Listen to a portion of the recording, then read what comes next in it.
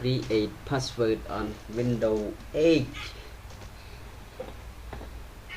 Okay, the first you can go to setting and control panel, and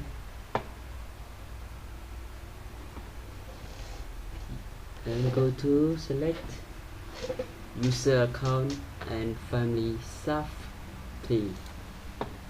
Okay, change account type. Okay, you want to input.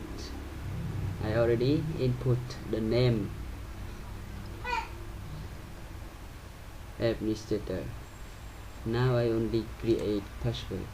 Okay, get this. Okay,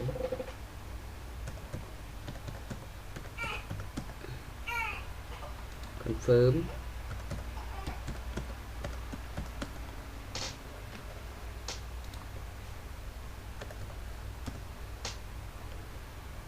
Okay, let's start create. Now finish. Have password protected. Okay,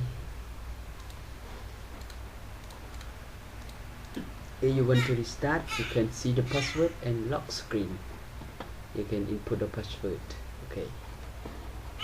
Okay, thank you for watching. Subscribe and like, share.